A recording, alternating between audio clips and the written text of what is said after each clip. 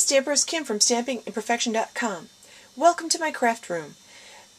Today I'm starting a new series, and it's going to be a scrapbooking series, but not just making scrapbook pages. It's going to be combining our stamping techniques with our scrapbooking pages. When I create scrapbook pages, I always create 2 pages at a time, because when I open the scrapbook, I actually want to see 2 either matching pages or mirror pages. Like when I open a 2-page layout, I actually want to see some kind of coordination there. So that's always what I do. I always do 2 pages at a time unless I'm working on the cover page or what is the very last page in the album. And a lot of times I'll do the cover page and the last page together as well. Okay, so I'm starting out with a few elements, and I am making Stampin' Up! Sells 8x8 albums. I actually make a lot of 6x6 and 8x8 albums. I also have a ton of 12x12 albums, but right now I'm working on 8x8 albums. You could do the same thing with the 12x12 size, but what I've done is I've taken 2 pieces of Whisper White cardstock and I cut it down with my Stampin' Trimmer to 8x8 inches.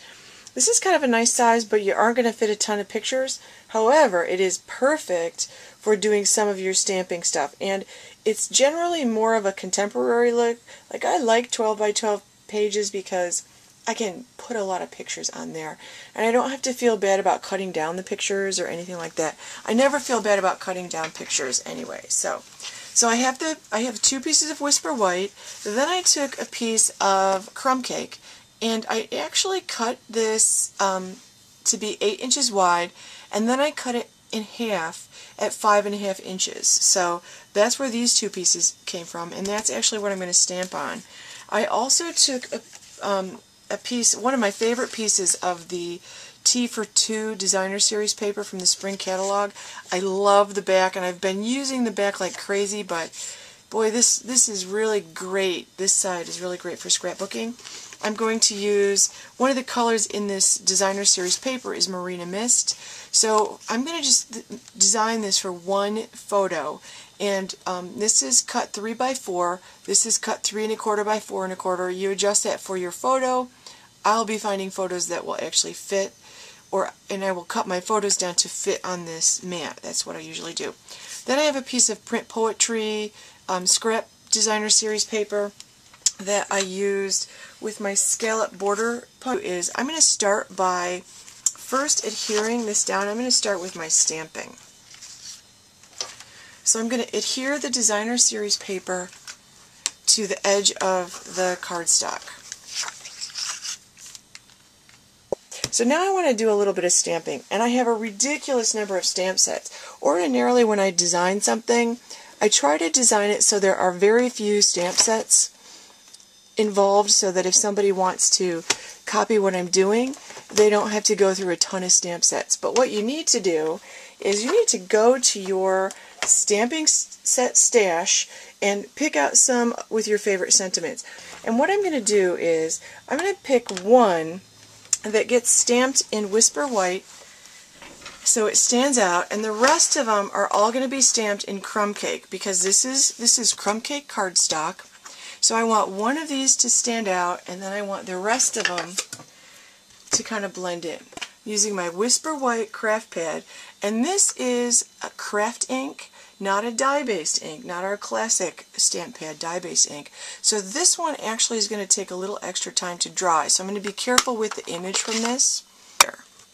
Okay, so I have that. White on Crumb Cake always looks so nice. Now I'm just going to pick some other sentiments. My other stuff is going to be tone on tone, so I'm going to use Crumb Cake for this. So I'm going to do 2 at the same time. I love nowadays a lot of this stuff, like the Subway art stuff. They're mixing their fonts. I love that. So I'm going to put this right underneath here. I'm not trying to align anything. I'm just kind of trying to get it straight. That Imagine is pretty crooked. And then I'm going to pick a couple other ones. I'll pick Love. Okay, so I've stamped a bunch of sentiments. Most of them are in Crumb Cake. So now I'm going to put the rest of my page together. I took 2 round circle punches. I have a 1 3/4 and I have a 1 3/8. And always punch the smaller one first and leave yourself plenty of room around it. So I'm punching the smaller one out. So I'm going to save this circle for a different project.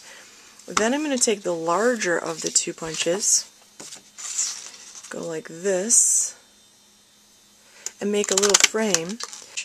And I'm just going to put a little tiny bit of this here. Make it go over like that. And then this one I'm just going to put a little tiny bit toward the top and let this hang off so that I'm leaving this open for when I slide the picture in. And then I'm going to pop up these other 2 things with Stampin' Dimensionals.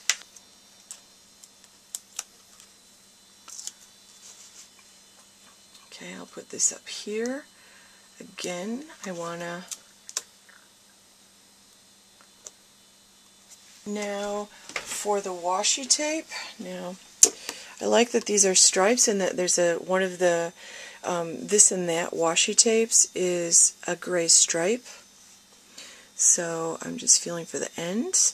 And it kind of always just looks like people just tear a hunk of this off. And it's almost like the tearing is actually kind of pretty. Like this. You put it on like that, and I'm going to use a piece of the brown one. I'm going to do the same thing. And then I think for my final touch, I might add a little bit of Baker's Twine. I love this Baker's Twine. Stampin' Up's Baker's Twine is so soft. Now, I don't usually, and I'm going to put this on kind of loosely because I do want to, and I usually wrap it 3 or 4 times, I do want to be able to slide a picture in there. And I'll put the bow here. So I'm going to keep that kind of loose. And I'm not going to tie my bow in such a way that I can't untie it. I'm not attaching it any way other than I'm just going to tie a little bow here. And then when I'm ready to slide my picture, I can slide my picture to that. So I've just combined stamping and scrapping. All I need is a picture and some journaling. That's it. There you go. Have fun with that. Thanks for watching. Stop by my blog at stampingimperfection.com. Look for the new Stampin' and Scrappin' section. And sign up for my newsletter. If you haven't signed up for my newsletter, I send out a newsletter a couple of times a month, 2 or 3 times a month, depending on what new Stampin' Up has going on and what specials there are. But my newsletters always contain tips, tricks, tutorials, project ideas, and when you sign up for my newsletter, you get 3 video tutorials I've made just exclusively for my newsletter subscribers.